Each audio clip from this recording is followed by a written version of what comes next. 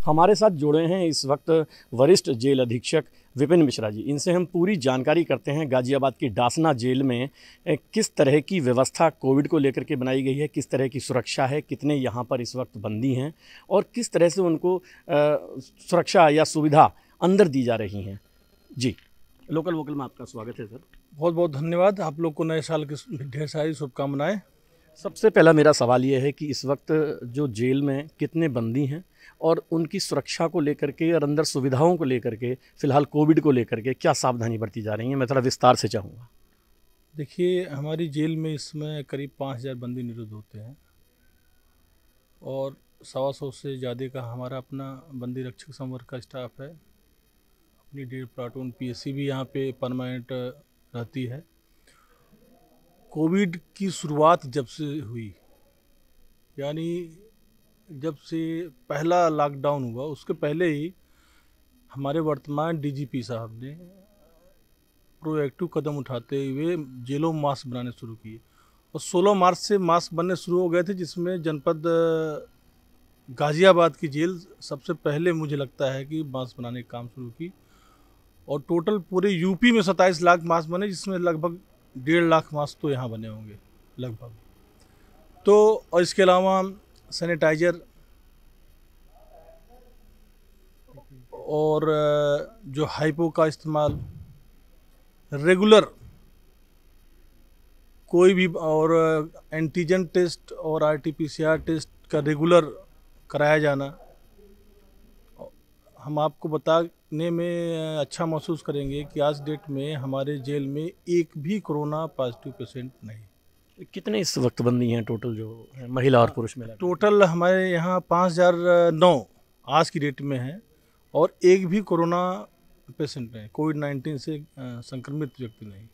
यहाँ पर चिकित्सा के लिए किस तरह की सुविधा का वो किया गया है? यहाँ हमारे यहाँ 2 परमानेंट डॉक्टर और 3 फार्मासिस्ट हैं।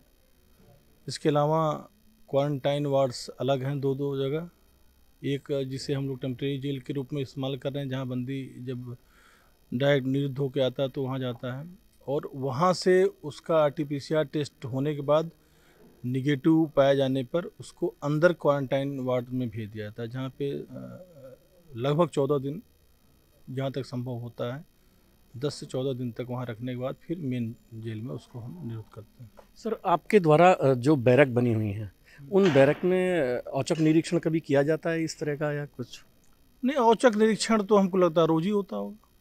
कभी जेलर साहब को चले जा रहे हैं, कभी डिप्टी साहब चले जा रहे हैं, कभी हम चले जा रहे हैं और फिर ये कहिए विस्तृत निरीक्षण होता है। अभी तो कुछ दिन पहले बीपीआरएनडी की टीम आई थी और उनके साथ ये समझिए कि 5 हायर ऑफिशियल्स आए थे, आईपीएस अफसर्स आए थे।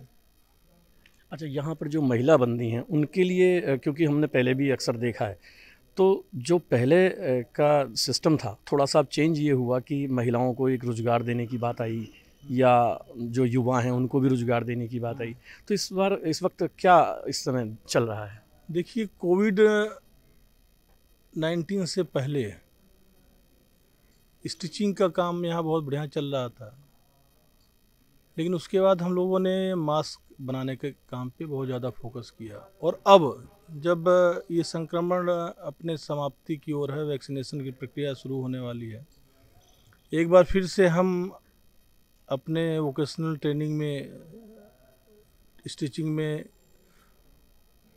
तरह तरह के मास्क के साथ साथ ट्रैक सूट, बरमूडा, ये सब चीज़ों को बनवा रहे हैं। और महिला बैरक में अभी ये काम हमको लगता है कि स्टिचिंग का नहीं शुरू हो पाया, लेकिन जल्दी वहाँ भी शुरू हो जाएगा। अच्छा, जिस तरह से कोविड एक साथ आया और सब सोशल डिस्टेंसिंग की बात अभी आपने बताई और मास्क वगैरह की भी बताई, तमाम चिकित्सा की जो जांच हैं, जांच के बारे में बताया, इसके अलावा सर जो मिलाई का सिस्टम है फ़िलहाल कब से बंद किया हुआ है और किस तरह की अब इस समय मिलाई कराई जा रही है? मिलाई का सिस्टम मार्च से ही बंद है और मिलाई हो नहीं रही है।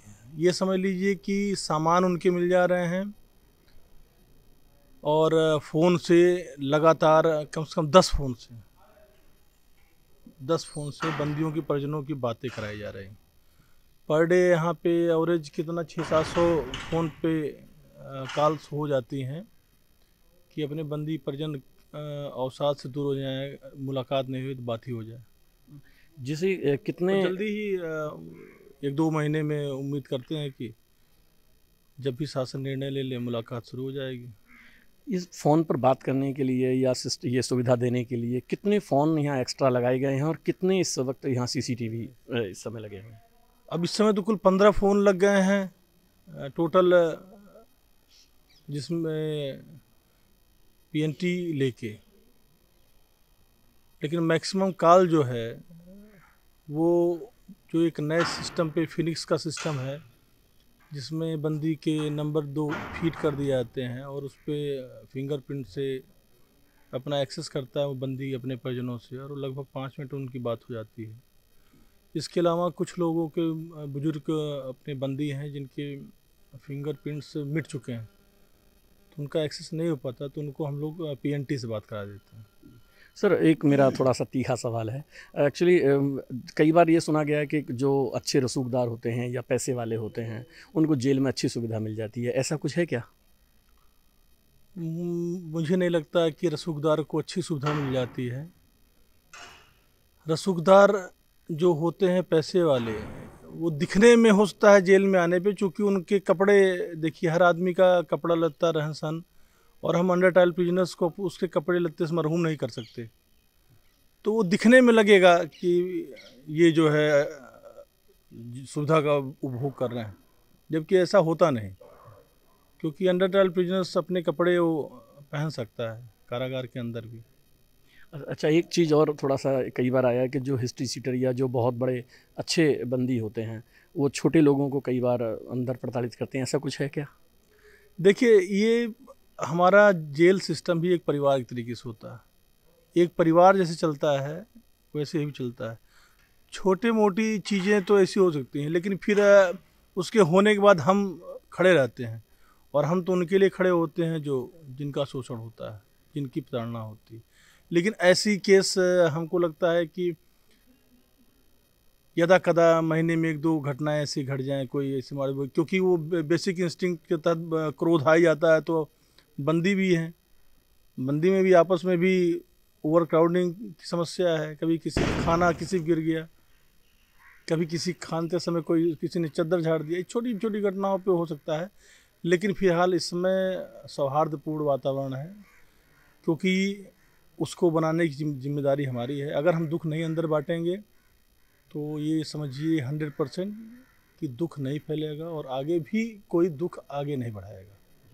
ये थे वरिष्ठ जेल अधीक्षक, जिन्होंने बताया कि 5009 इस वक्त कैदी यहाँ मौजूद हैं और सबकी सुरक्षा के लिए यहाँ सुरक्षा चाक चौबंद है। गाजियाबाद से लोकल वोकल के लिए तेजस चौहान।